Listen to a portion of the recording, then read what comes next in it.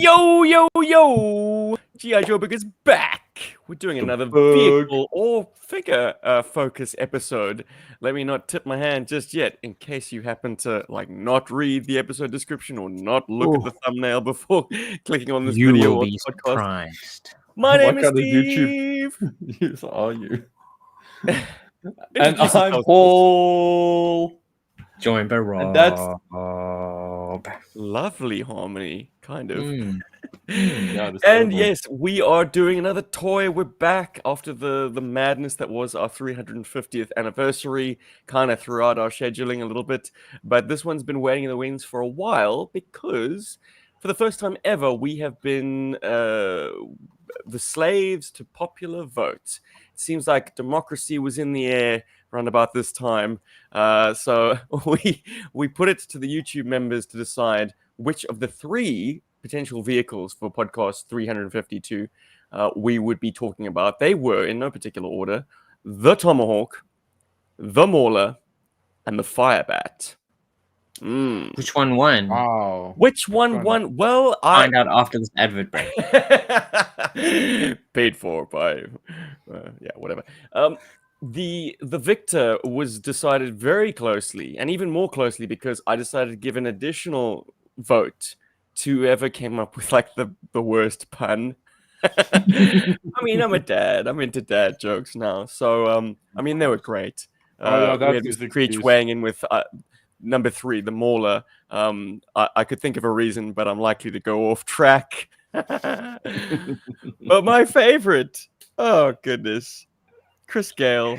He voted for the Tomahawk because it always lifts your spirits, which is so funny because it doesn't make the best sense, but like that's the joy of But a it dad does lift joke. your spirit because you It put does- him in there. Yeah, exactly. But he said spirits, so I suppose he's got original European air commandos. He just triples up on spirits. There we go. But after a very close vote, the popular opinion actually swayed towards the Firebat.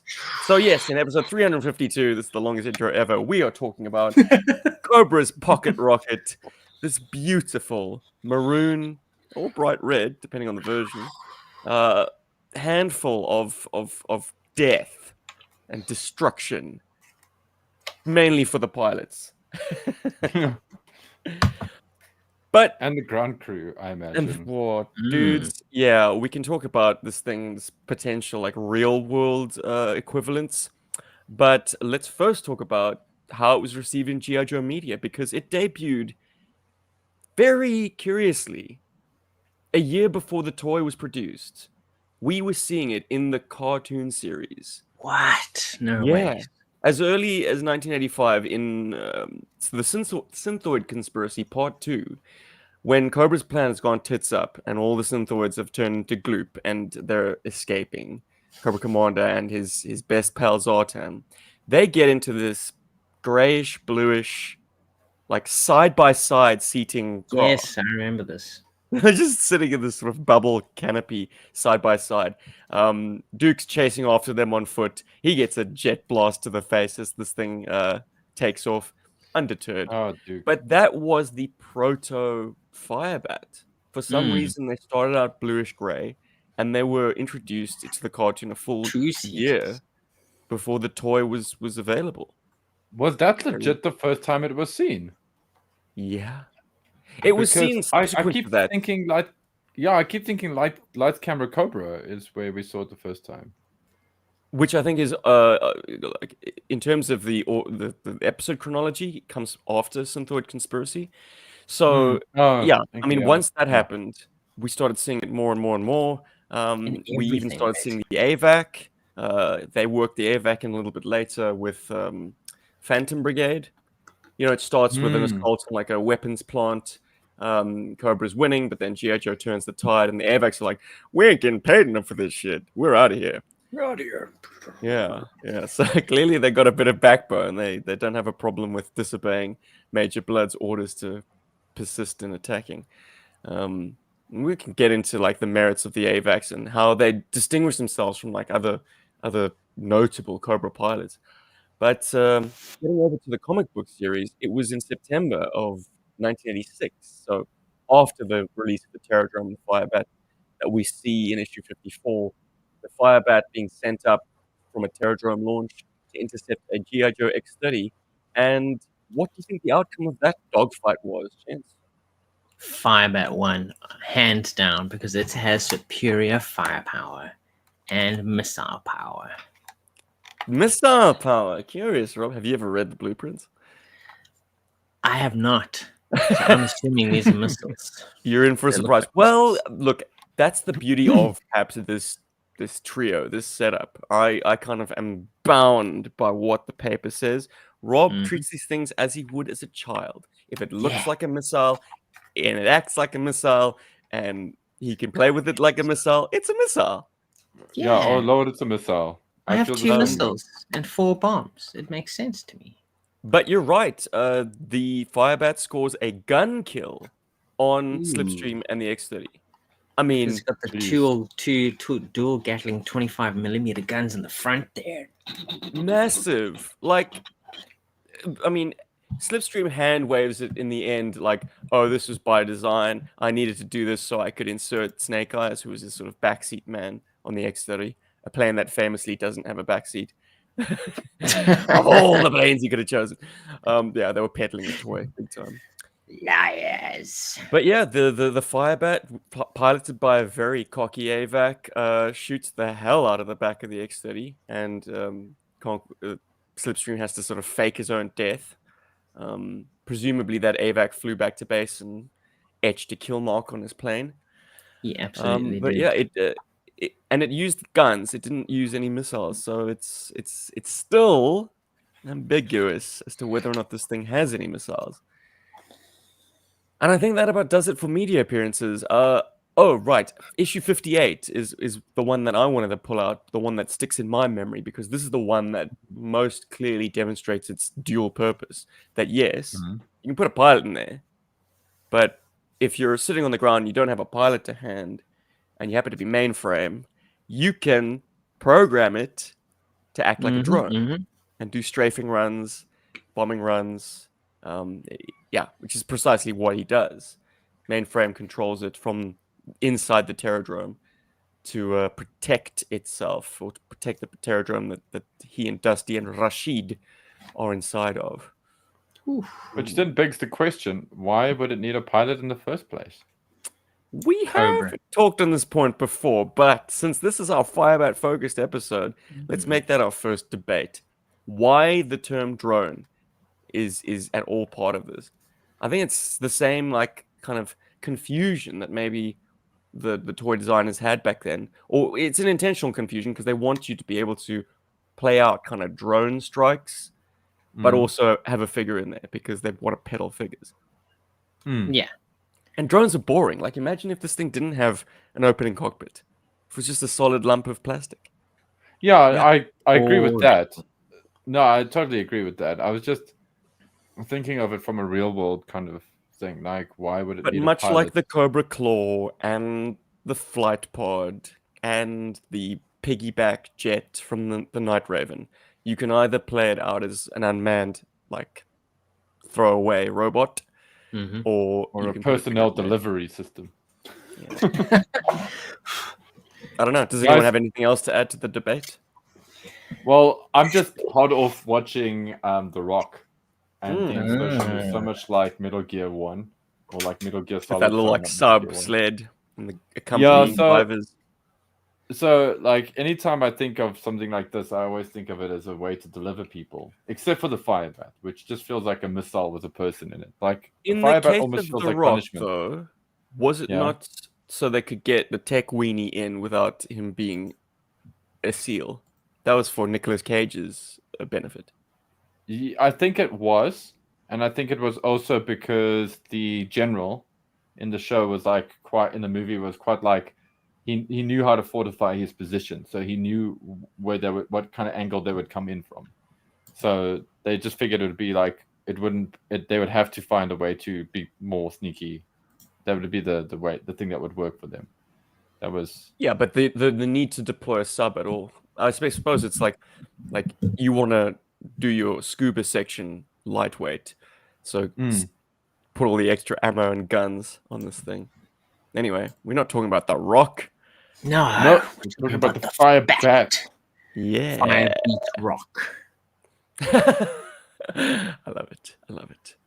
So that's media appearances. What do we do next on this show? It's been so long since we did one. Has it I think been let's in talk any about part- the Let's talk about video games quickly. Is any video games, guys? Did it appear in the Taxam cartoon? The video negative. Too early for No. Taxan. Too late Boring. for the was it the Atari game? Boring. Mm. Yeah, it sits in that middle area. Actually, something to add to the TV show appearances. They had the grey ones. Yeah, the grey Firebats. And Yeah. also, you could tell it was a proto Firebat, which you kind of alluded to earlier, but because it had one or two different shapes going for it. Guys, if you can, after watching this episode, go and check out Lights Camera Cobra or Arise the Pinto Arise. Rise is where they first show it red. Real. Yes.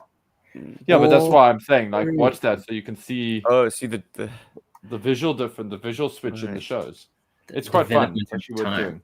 Maybe But it was yeah, originally like- conceived of as like a two-seater and quite much bigger, but when they actually developed the Terradrome, they realized actually this thing has to be much smaller to be able to fit into the central unit here. You know, as not they're a going bad through the theory. prototyping process, Yeah. they're like, this actually would be way too big. So let's just make it into a small thing and say drone because of the size of it. You know, they're kind of like, not a proper jet. So it's more drone shaped. Yeah, I that love could be that could be the mistake that we're making in the modern era. That we're Could be, thinking of a because drone we as, know like, what drones are. as a shitty Christmas gift you get your kids. No. Huh. It The could be- Firebat has an order of battle entry. Oh. Listed as a light assault jet, whatever the hell that means. I mean, it's small, so I guess it's light. Assaults, is that interchangeable Lash. with attack? Because Yes. attack planes are planes that are deployed against ground targets. They are specific. assaulting. They're not dogfighters. They're not interceptors. It lists. Are they its assaulting speed- or are they peppering the enemy with gunfire? Anyway, carry on. listed speed as 470 miles per hour, which is really slow. That's subsonic. Actually, That's that is quite slow. I don't that's have it slower offhand, but I think that's might be slower than the P-51 Mustang, which, granted, probably the finest piston engine aircraft in the world, but still Crazy. a propeller-driven plane. This is a jet. Anyway, it's laughable. I mean, like, once again, like, they just weren't one with the numbers, either in the offices of Marvel or in the offices of Hasbro. Whoever was writing this copy just was always playing fast and loose with, like, with what kind of denomination we're in, if it's miles, if it's nautical miles, if it's Size of the kilometers. bloody guns. They didn't know what those numbers meant. All over the shop. For instance, it says the armament is 7.62, which is just a handheld machine gun size, I'll have you know. Variable rate of fire minigun with 2,000 rounds. So, what the hell's going on underneath this I don't thing? know, It's only got one gun. What's the second? What's the It's second the port? torch. It's a torchlight. It's a You can P see times what- cube. Ordnance capacity for 100 pounds demolition type aerial mine. Those are definitely what? words. And Are those 2 500-pound high drag demolition bomb with added What? laser guidance. This doesn't look like a bomb though. Have you ever seen the paveway? Sort of armored defeating munition? It's got Yes, I have. I've seen that that, same but picture. It could be. I it's mean, kind of got that vibe. might be. It's got the little fins at the back to help it guide it down. Yeah, it's a Tip. laser guided bomb, so it doesn't have a rocket motor in it, but it Yeah. still is able to maneuver itself into the target. That's how, you know, if you can conjure up images of those like night vision strikes in Desert Storm, for instance. Yes, I Those- remember that well. Those I've done were my fair share of- major munition there for just like Bomb. guiding it right onto the top of the target. Like, that's I've done my wild. fair share So- of bomb drops in Ace Combat, in bombing runs. There you go. Um, So it really is an assault craft then. It's more to Attack. protect or attack. It's more to protect the terradrome against land assault, actually. Yeah, as hokey as the numbers are on the order of battle, like it is supported by the blueprints, which list Ah. those munitions as bombs, both of them. That's fascinating. So yeah, it's So- literally a protection thing. Yeah. So then, Rob, what you're suggesting is its combat application is some kind of sensor gets tripped off near a terradrome. These things shoot out, and they use this. I mean, according to the file card, these things have very little onboard computing and onboard sensors. But anyway, they get some kind of intel or some kind of like feedback or whatever that there's something on the ground, and they just get told just carpet bomb that area, just Yeah. trial by fire that section, and then they just So do this it. would be the first thing that you encounter when you're assaulting a terradrome is the firebat. And if you get past that, then it's up to the gun emplacements on the terradrome itself to mop up whatever's left over. Well, it's a kind of prescient of like modern warfare because drone strikes, like drones are typically not deployed against aircraft because you're using drones typically against like an insurgency type enemy, Yeah. an asymmetrical Or where you don't warfare. need precision, and maneuverability against a moving target. Because I mean, obviously, there's only so much you can do. I think from long range, if you're not inside the craft itself. I think the problem with the firebat is altitude. I mean, if you're thinking about it like from a dogfighting point of view, it can't get the altitude, so it can't actually escape something bigger than it. Mm. It hasn't got enough operational space, so yeah, What? it's very You think much. this thing can't get up there. Ah. I don't think it can. And I'll tell you why I don't think it can. I think the design of it, because it accommodates the speed that it does and all that, that's really, really great. But something about its design tells me that once it gets to a certain altitude, that thing's going to completely choke. Because there doesn't seem to be any kind of intake system to cool it down properly. Oh yeah, There's a look, lot- the design of the engine is a nightmare. Like, let's talk structurally for a second. Yeah, if Mm. you If look you at take the core, AVAC out of the cockpit, you're gonna see what looks like a jet intake. it's literally behind him, Lovely Yep. engine detail, really not the right place for it. right there. It's literally behind his head. These guys get in here and being able to hear stuff, and they leave deaf. It's a No, Ferrari, guys. Okay, but I Or if they mean, even get out if of you line. compare it to the Thunder Machine, at least the Thunder Machine has no like window, so it can still suck some air in. This Mm. thing, Mm. it's sucking a enclosed cockpit. What's it gonna do? Just empty the room of all air, and then what? Choke out. I mean, if we have to take the toy as a rote article like for this whole thing and be like, hey, this is it, but This is how it works. but like let's throw in a little bit of magical spice. But Paul, there. I'm going to challenge you on your altitude thing. I do think that the Firebat is conceptually a lot like the ME-163 Comet from World War that II, piece of which shit. is an actual plane that saw use, although it was more of a suicide mobile. This is a rocket plane developed really late Because in it the could war. go down better than it could go up. Because it could turn into a fireball at the drop of a hat. Highly Yeah. unstable, volatile rocket fuel that, like, during refueling operations, everyone evacuated the apron. It was like one man gets the top off the tanks, because I in think case that's this thing this goes thing. haywire. I think that is exactly this thing. Yeah. Because- So it's yeah, able to yeah. get up there in seconds. It just up like a rocket. Has a couple of minutes really worth of flight time to sort of play havoc with bomber formations, and then it doesn't have landing gear even. The bottom of Yeah. the hull is reinforced to the point where it can kind of ditch itself in an open field. Well, either So- that or it would vertically land. Also, well, because no, The Comet vertical couldn't, but takeoff, yeah, the Firebat. because the thing with vertical takeoff, the engine has to be strong enough, I believe, for it to obviously lift the entire craft enough Also to be to able create to the obviously get it displacement, up yeah. there. Yeah, there's like a ratio between the something and something. I Yeah, read thrust to weight ratio, but like yes, that's correct. So if given they how if that's small low the enough, Firebat is, that's easily achievable. yeah, And no, essentially, it exactly. is just a jet engine wrapped around a very small plane. Yeah, I mean, which not is wrapped around often a very small plane wrapped around a a meaty giant engine. engine, which is often what happened with a lot of the designs. I mean, the sort of aircraft that does take off in this configuration is often called a tail sitter, quite obviously because it sits on its tail to take off, as opposed to all normal aircraft, which obviously use a runway to take off.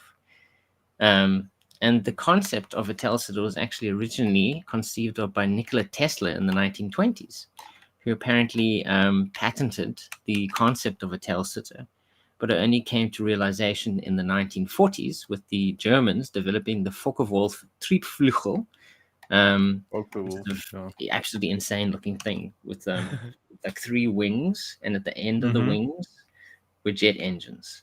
And that's how it would take off. It would spin, apparently, if it worked, it would take off, and it looked absolutely insane. And yeah, most of these things were quite small. And as they continued to develop jet engines, that made it a lot easier to create these things. And you'd notice that a lot of the early ideas of these things, because they all happened in the 50s, were very small and stubby. Probably the most well-known one and the most successful prototype developed was the Convair XFY1 Pogo, which apparently did tons of test flights. It's a very small, stubby thing equipped with contra-rotating propellers as well as a jet engine. So it would use the propellers to kind of bring it up. And then while it was in flight, it could reach, I believe, up to 800 miles per hour. In the test, Twice the speed of the Firebat, according to the order of Can battle. it turn? Exactly. Oh, silliness. It could turn, absolutely. It had little Okay. wings. But yeah, they came in the 1950s. They were trying tons of things, obviously because you wanted to get away from runways, because runways is the weakest point of any aircraft. Because if you can't launch the aircraft, they're completely useless. So take up less space. Vertical takeoff was a huge thing. But yeah, everyone came up against tons of problems when it came to the development of these things, because they're exceptionally difficult to control. Especially because you have to get it up vertically, but then you also have to control it horizontally. And a lot of the time you'd want to land it vertically, and that apparently creates tons of problems because you can't see what you're doing. So if a Sky Striker gets tone on that thing, it's definitely going to be able to escape. Yeah, probably. I would say so. I don't think so. I think once something's got tone on a Firebat, the Firebat is fucked to all hell. In all fairness, it's finished. I have many think it's so questions finished. about the Firebat. It's a mystery kind of vehicle. But the biggest one is how to land it. Does it dive at the ground, pitch up, and then kind of like come to a sort of at least a horizontal stop, and then kind of reverse park? Psh, That's kind of how reduce thrust enough to just sink. That's how I conceptualize. I think it's the fifth missile, as Rob was alluding to earlier, or you were Paul, alluding to come earlier. on, I think it man. becomes the fifth missile. It Guys- can't recover the same way the Comet does, because the Comet, as I said before, ditches in an open field, because that would absolutely annihilate these guns, these twin 25 It absolutely millimeter. has to vertically land, because that's where the wheels are placed as well, at the base of the wings. Presumably, Allegedly. it's computer assisted. It would have because to be. you don't have visibility. But if we read the AVAC's file card, we're going to find out exactly how rudimentary the Firebat is, and Which is how that insane. kind of is going to discount this thing having any kind of sophisticated onboard computer. Well, that's what I was saying earlier. I don't think it doesn't have any stuff. Which is No. crazy, because it would have to, because of the difficulty that you would face in trying to control these things. Gosh, yeah. I thought I had it called up. Talk amongst yourselves, I guys. thought you did. Where But basically yeah. that- So it's got almost no instrumentation inside. So what is the AVAC doing when he has to land? He has to look at the angle of the sun. Well, he has instrument. He has nothing inside there physically, but it does come with a sticker which you apply to the window. So he has like Yeah. extra stuff going on. Got the More holographic HUD. contradictions. I mean, if it's absolutely bare bones, what's it doing having that lovely is that HUD there? head-up display? That Okay, makes no sense. get ready for some reading, boys. Oof, I love reading. Codename Take it away, Rob. Avac, Cobra Terradrome Firebat pilot. Piloting a Firebat is somewhat akin to strapping yourself onto a cannonball. The cockpit is cramped by any standard and utterly lacking even the kindest amenities. No engine status display, no weather instruments, no navigation aids, and no ejection seat. Just the basic flight panel, throttle, pedals, and stick. But after the initial high G's of vertical takeoff, the Firebat levels out to being the fastest, most responsive single-seat fighter in the Cobra arsenal. There are a few interesting terms to pull out. Then we have a quote. AVAC pilots are drawn from the Air Viper pool. So I guess that takes care of the A and the V of AVAC. Mm-hmm. They must be capable of complex mental calculations to make up for the lack of onboard computers and absolutely fearless to cope with the Firebat's basic unforgiving nature. The aircraft is not what you would call user-friendly. Surprisingly, there is no lack of recruits for the program. All the best fighter jocks want to ride on the pocket rocket. Yeah. So these guys aren't at all enhanced. It doesn't say anything kind of surgical enhancements to deal with No, they're just G's or completely altitude. normal people.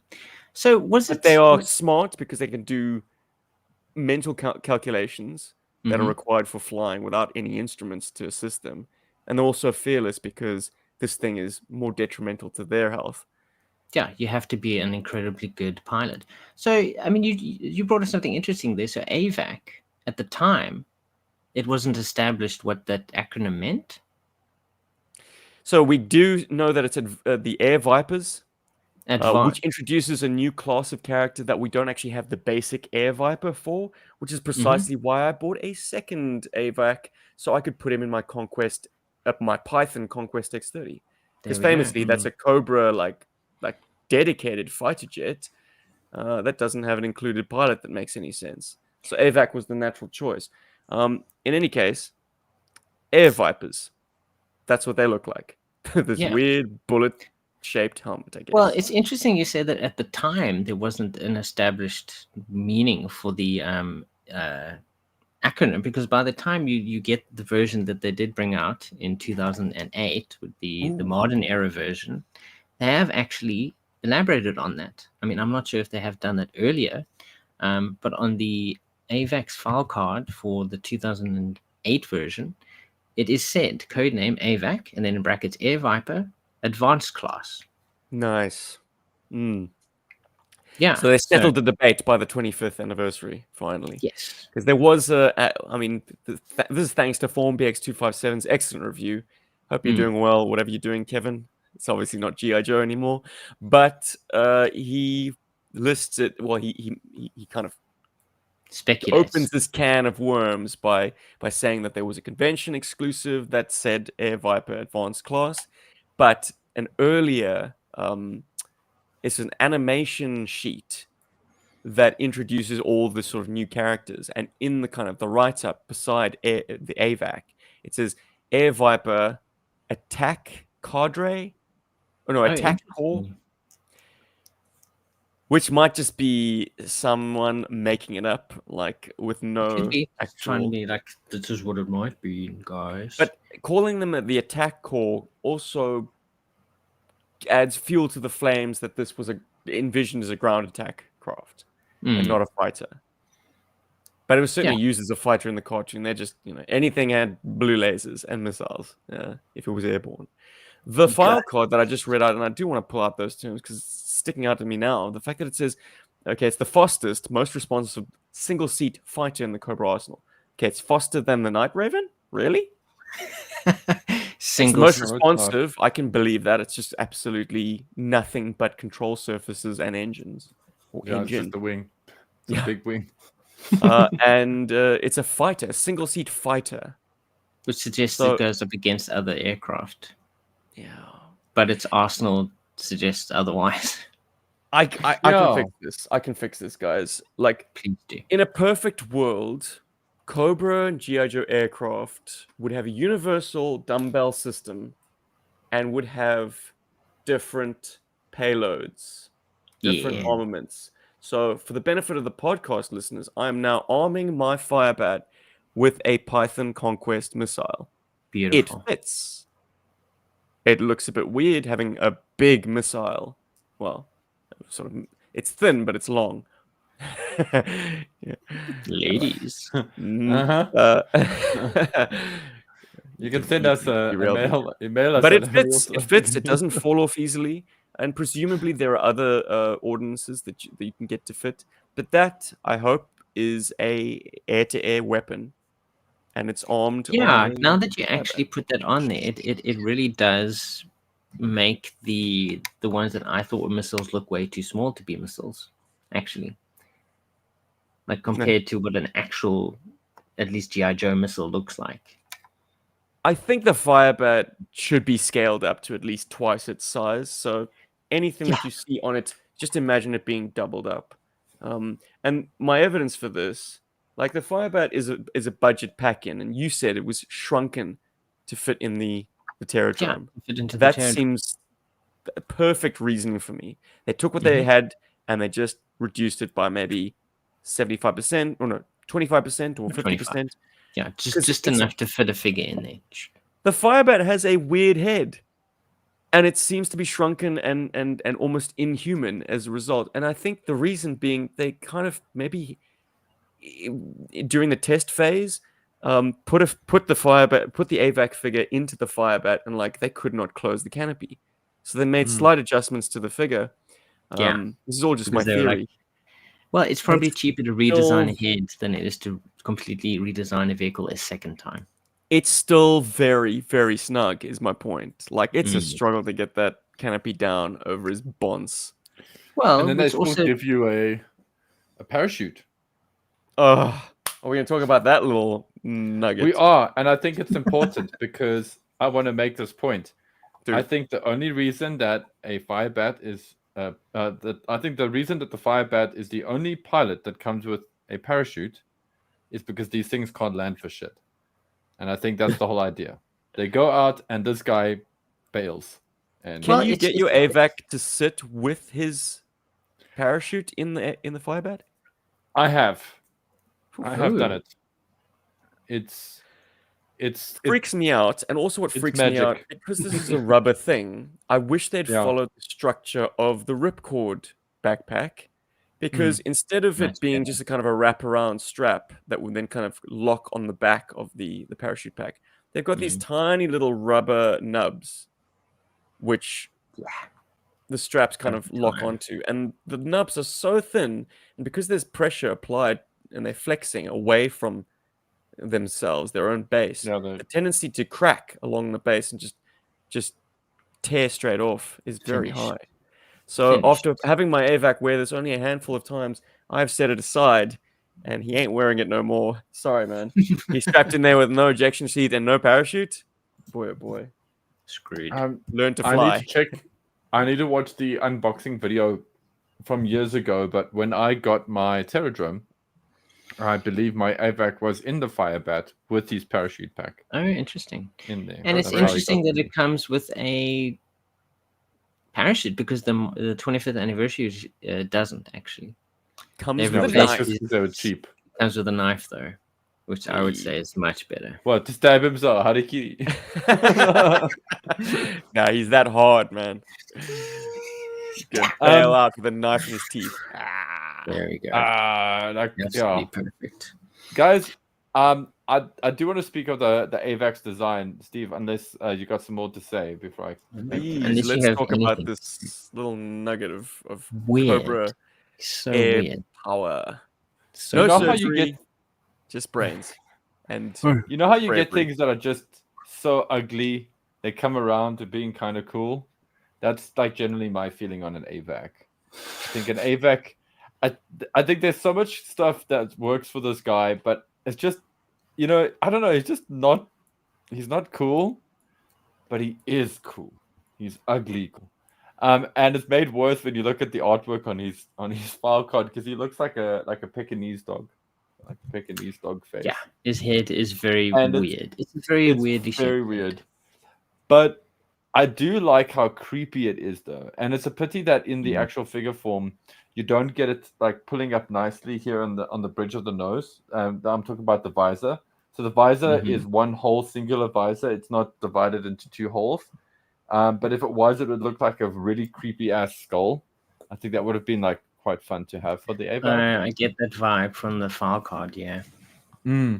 But I also think that if you guys take the time to have a look as well, you'll see he wears quite a bit of like body armor, which is quite interesting. Yeah, little plates of it on his chest, Yeah. on his thighs. His boots seem armored as well.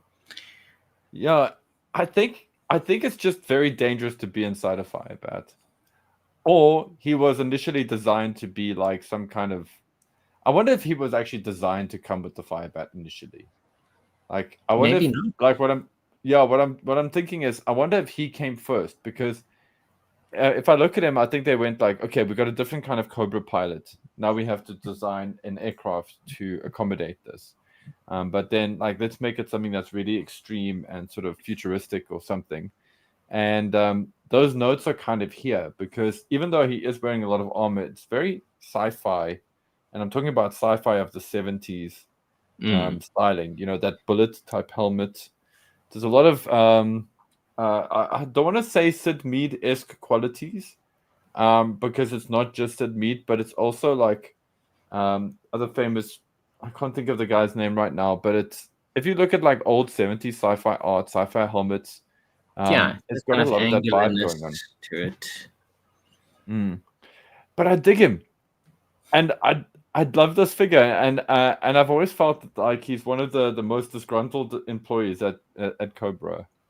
I had a funny incident long ago when I got my Terradrome, and I wanted to take a photo of my Avac in the Terradrome, and his upper torso just kind of flopped down with his head like on the monitor, and his arms were hanging down, and it just looked like he had completely given up on life.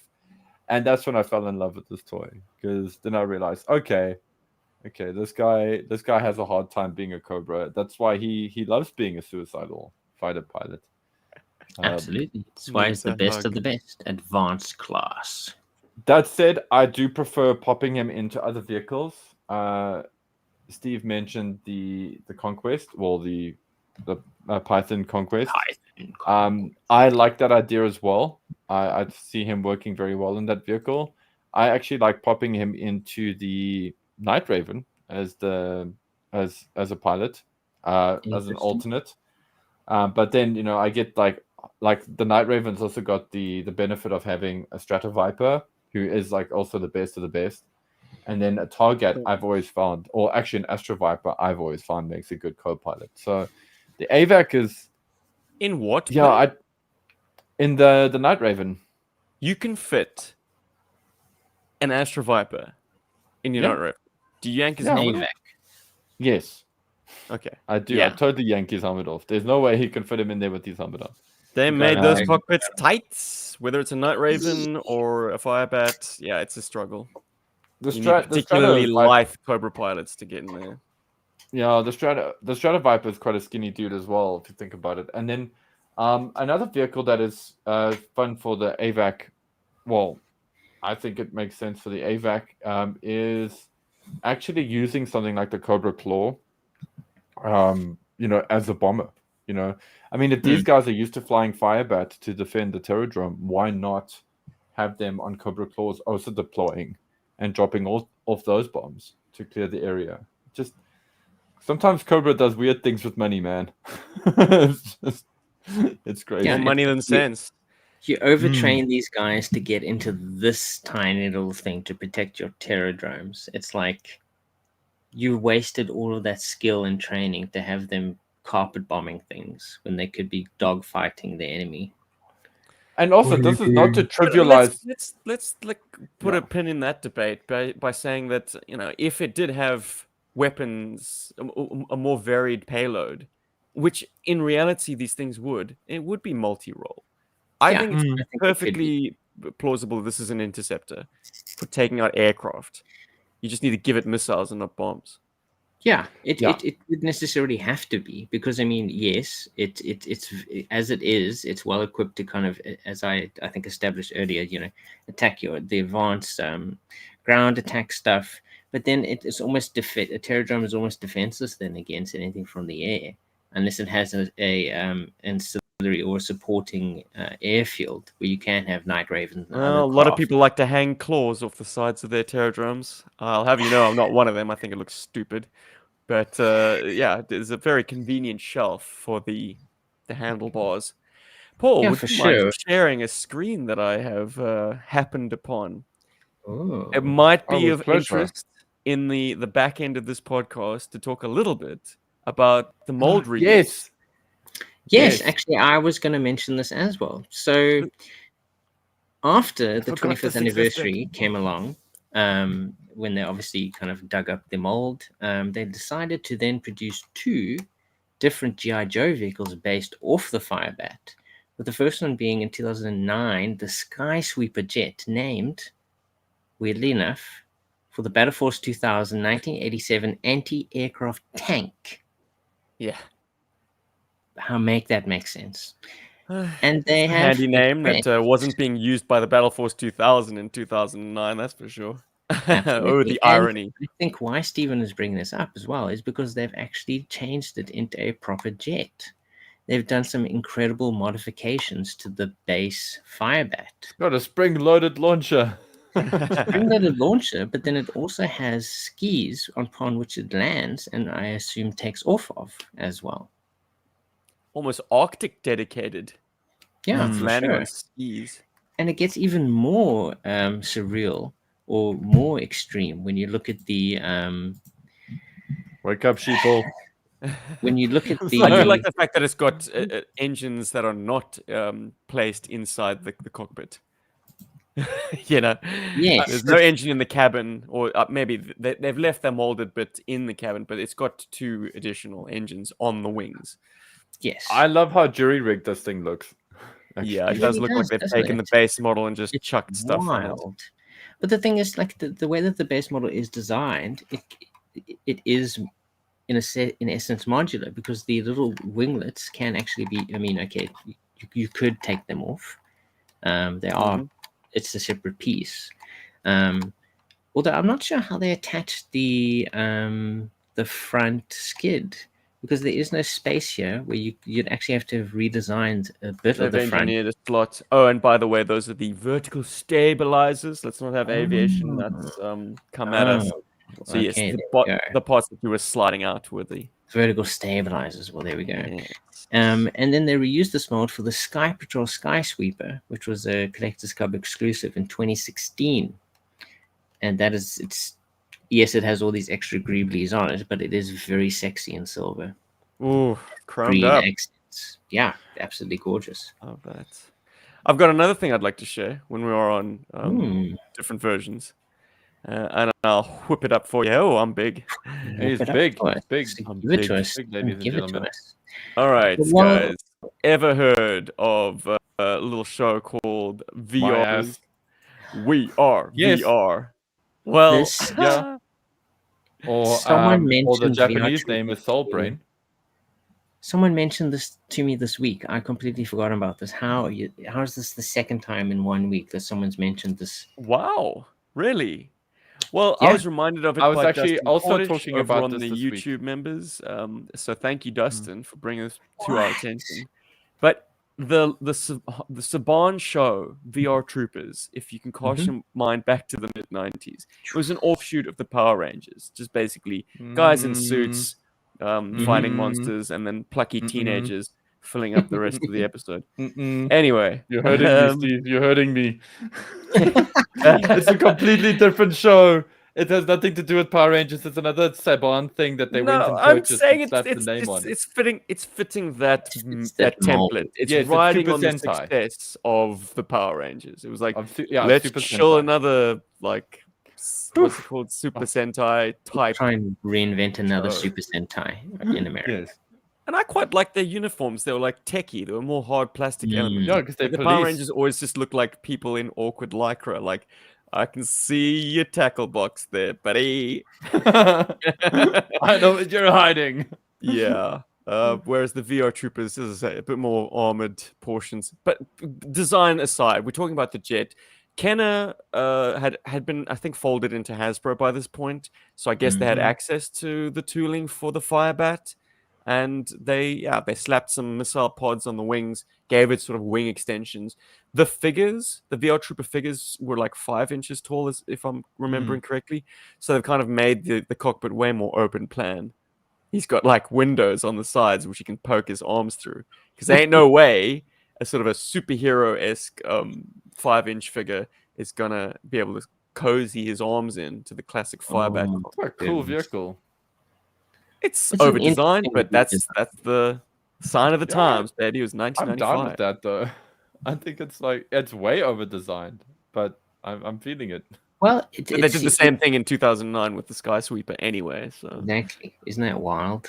It's Mm. like they just take that base and they just do Okay, bud. whatever they want with it. Did anyone catch that? My son's just doing a wee. He wanted you all to Nice. know. Thank you. Thank you.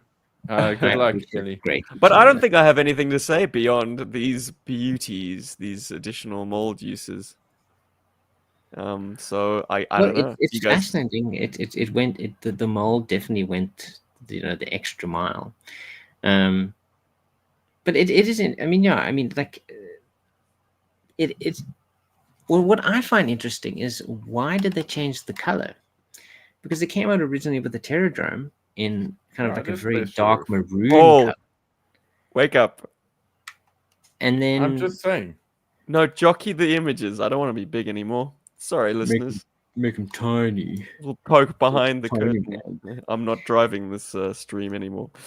All right, hold Robbie, Yeah, I was saying it. What I find fascinating is it originally came out with the Terradrome in '86. It was a very maroon color, but then when they re-released it in '88 and sold it separately via Hasbro Direct, they changed it to the red color, which is the same color they used later in 2008 as well. Do we know the reasoning for this? I mean, do we want to speculate on why they changed the coloring for it? I think it's a piece that is easily confused. Maybe it was a running change that was like collector friendly, so that it didn't diminish the value of the original. There's one other tell, and there's additional molding on your version, Rob, underneath. Mine is a Firebat original from the Terradrome. It's kind of smoother. You've got additional venting on your 20th anniversary version. That's fascinating. Okay, Hmm. that is a difference. Hello. Elliot's dropping by to say hello. Would you like to say something? Welcome. Hello. Talk Hello. properly, man. People are gonna think you weird. Hello. That's okay. That's how we talk all the Okay, time. alright. We talk It's very being a weird. monster today, evidently. Being like Elliot, this. while we've got you, what do you think of this jet? Talking to the microphone. Still being a weirdo. It's the best. Little boys of this age, man. I think we all did it. We all just spoke in funny voices and acted like Absolutely. monsters most of the Some time. of us never Oh stop. yeah, because we stopped. Yeah, we totally stopped that. All right. Now make a bit more sense. What is this? What do you think of this cool jet, Elliot? I like it. The standard response. Very good. I like these guns. He likes the guns. Well, there we go. They're definitely Well, very thank useful. you for your tools. insights. This episode is enriched by your Opinion, thanks, my bro. appraisal of the Firebat. So We'll perhaps start a new segment. Have this little weirdo come in and say, "I like that." yeah, well, I don't like that. Incidentally, I did want to get that blue version of the Firebat when it Oh, was the released Sky as a sort of. Yeah, I just remember they also I can't remember exactly, but I feel like they did a 25th anniversary re-release as well of that. Mhm. Or should I say a Pursuit of Cobra? Not Pursuit of Cobra, Rise of Cobra. I think they reused that same blue and everything, and they just reboxed it for Rise of Cobra. I remember something like that. It's possible they might have done that, but I didn't see it when I was looking at Jojo. The cool thing is he comes with his own pilot, Air Raid. So you'll be getting a new figure with that. I don't know if it was it was probably mold reuse. But I'm yeah, not like I You find? Yeah, I just find it also interesting that the Sky Patrol version, the Collectors Club one, didn't come with any pilot. It's here's a vehicle. Yeah, but that's because the Collectors Club released the entire Sky Patrol in a box set. In fact, that was the year. That was the year before we went to JoFest, to JoCon. Oh, 2 years before, 2 2016. years before. But I remember seeing because they still Close had enough. one or two of the sets lying around there. I remember. I didn't realize it was a set. I remember somebody like standing in line going, "I hope I can get one of those sets," because apparently they found a bunch in the warehouse or something. I don't know, something. Oh, along heck those yeah. That's kind of cool. Well, I hope I we could got even one. be thinking of the wrong Collectors Club set, but I do recall seeing like a chromed up something there and going, "Oh, it's probably for Sky Patrol." So It coming must back to have- the Firebat, I know I sound like exceedingly negative about it because I'm actually not. It's just that like the realistic side to try and like I get that there is a realism or that one can extrapolate a certain amount of realism from this vehicle. Mhm. But for me, I find that if you try to be too realistic with the Firebat, you actually break it in a lot of ways. It breaks. It stops actually being fun, and you stop seeing it for what it is. And what it is a fun toy that you can hold in your hand, that you can have it go up. It can chase away a Sky Striker if it needs to be. It needs to. It can chase away a Dragonfly. You know what I mean? It's a No, great absolutely. like fun That- little toy to that's- play with. It's got a cool wing folding feature, which I think is always fun. I always love the idea of one of these things like being like brought up into atmosphere, and then they deploy by dropping off, and they can kind of come down fuelless until they hit a certain point, and they can engage their fuel and basically strike in a base. I love Yeah. this. This is a fun toy. I personally imagine that the missiles are missiles. I could not care if the blueprints say that they're bombs. Although it is nice to know that, it could be bombs, I It could suppose. be bombs, yeah. And I think one of the number one reasons that I do actually like a Firebat's design is because it reminds me very much of 2D shooters. Some people call them shmups. Some other people call them shoot 'em ups. But Ah. I love 2D shooters, and the silhouette on the Firebat is very similar to a Japanese plane called the Shinden or the Shinden.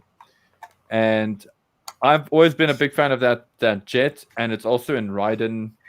I think it's in Raiden, Raiden, one of the Raiden projects, Raiden games. They've got that design, and then there's also the 1952. I think is the super hardcore 1952 with all the like super futuristic retro modern planes. Mhm. So there's a design in there that's very Firebat like. So yeah, I dig this for what it is. And also, if you Yeah. have if you have a Terradrome, it is great to pop one of them out of a Terradrome. It's a cool feeling. There's nothing Well, there else we that go. quite That's why belongs in a they Terradrome like a included it with Firebat. it. And yeah, Well, I of agree with you course, completely. but- You know, it's a nice small jet is a lot more fun to play with than a gigantic jet because you can have so much more fun with it. You know. Yep. It's a lot kinder on your forearms. Let me tell you now, guys. I'd rather pick up and play with a Firebat than a HasLab Sky Striker. That Well, thing there is we go. heavy. That's all that And I've matters got in other life. heavy jets as well. I recently celebrated a birthday, but you're going to have to wait till episode 353 to find out Steve's birthday swag. Oh Next my up in GI goodness. Joburg, we're probably going to talk a little bit about, my toys, Wow. basically. There's a lot to talk about. Very I was going to exciting. say hopefully- issue 311 of GI Joe A-Raw, but I think we've kind of gone off the main run. Maybe we'll dip back into the Harmerverse. What do we one want to more talk time. about that for? Like, Because nothing has apparently it's changed. very good. I haven't read it yet. Well, But, I I mean, haven't heard that. we Okay. are going off topic, but they did take a hiatus. It has been, I think, 2 or 3 months since the last issue came out. So it is possible there has been some retooling going on behind the scenes, and they've discovered a new passion, or they've got a better editorial direction going forward. I think let's read it off screen and decide if we want to talk about it or not. Put it to I the think- test. But you can catch Give it a us shot. same time, same place, GI Joburg. We ain't going nowhere. And that is a Nowhere, very off-color reference to a song of a almost convicted criminal. Yeah, put a timestamp Oh my on this show. goodness. But Firebat, Dude, I 100% think great boy. What? No fans of late '90s gangster rap? Vanilla Ice But all yeah, the way, no. baby. like I know exactly what you're talking about, but I mean, like, I don't. just also no. uh, And I think my life is better for it. We Like, thank our patrons. yeah. We thank our YouTube members. Yes. GI Joburg owes a lot to these fine folk who turn up month after month, throw us some shekels, keep the lights burning, keep us in toys, keep our StreamYard subscription. StreamYard and substitute hosting platforms subscriptions Keeps the alive. entire keeping our operation streaming going. alive, We keeping absolutely a love lot of things alive, actually. So I appreciate that, guys. keeping And me alive. I'm also, still alive, thanks if to you've our got a Firebat, what was that, Rob? They keep Rob alive, apparently. Yeah, guys, if you got a Firebat, fly it high today, because why not? You know, and if you don't have one, maybe this has helped you. I don't know. Consider getting one. Maybe you've just decided that the Avac is the best Cobra pilot ever invented. I don't know. Let us know in the comments. It's always cool to know. He's part of an Patrons, advanced class. patrons, and YouTube members did get this episode early, so that is right, Steve. You also give the YouTube members If you the can't stuff wait. early, right?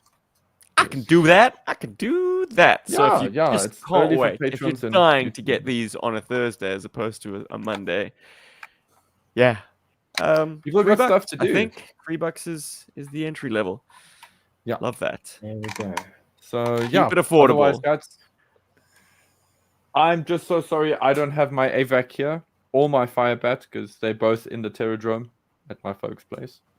But still, what a beautiful vehicle it is, no matter where it You is. suck. I never put my Firebat in the Terradrome. I just want it always easy to hand. It actually stands sort of on its tail at the back of my shelf normally. There That we shelf go. there. I like it in the It makes a Terradrome nice sort because of it saves apex space. tent pole, kind of behind the Rattler and the Sky Striker. It's a perfect vehicle yeah. for everyone. Yo, Joe. Even GI Joe. Berg. Apparently, in the classic Sunbow, like bluish gray. I mean, we didn't touch upon that, but it's like they finally came back around and did it eventually. You know, Thank we got goodness. that blue Firebat, the original 1985 Just introduction of the not Firebat. a two-seater. Albeit haphazardly, but yeah. Anyway. What? All right, Yeah, we're let us know out. your thoughts. Yo, Cool. Joe. Berg. Boig.